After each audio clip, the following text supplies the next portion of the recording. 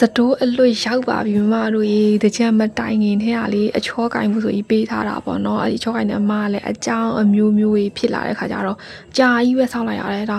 1000တဦးနောက်1500တဦး2000 2ဦးပေါ့နော်အဲ့လိုအများကြီးပဲပို့ရမှာကွာဒီဟာလေးတွေမတို့ quality ကိုကြည့်လိုက်လုံးဝစေးသားကိုလေအပားလေးမဟုတ်ဘူးကွာအထူအပြောင်လေးလုပ်ပေးထားတာလေဒါအခုညရိုက်ထားတာပေါ့နော်အဲ့ဒါအမှောင်ထဲမှာမီးမလာဘူးကွာအမှမှာကာလာအောင်ကြည့်လိုက်လုံးဝဆူဆူတောက်တောက်လေးအပေါက်ကတော့တစ်ပေါက်ထဲပါမယ်နော်မတို့ accessory တက်မယ်ဆိုရင်ကတော့အပေါက်တစ်ပေါက်ပဲတက်လို့ရပါမယ်ရှင်အဲ့တော့ဒါလေးတွေကလေများသောအားဖြင့်လက်ကားပဲယူတာမို့လို့ပေါ့နော်ဈေးကတော့လေအများကြီးဖြစ်တဲ့အတွက် CB ဒါမှမဟုတ်399683လုံးခုံလုံးတက်စရာနေလဲမေးလို့ရတယ်ကွာဒီလိုမျိုး quality မျိုးเนาะမတို့အမလေးပြောချင်စောနဲ့အဲ့လိုမျိုးအယောင်အဲ့လိုမျိုး quality ကိုဈေးတန်တန်လေးနဲ့လိုချင်လာခဲ့ပါမမတို့အခုပစ္စည်းရှိတော့လာဟိုင်းတာเนาะအားလုံးကျေးဇူးတင်ပါတယ်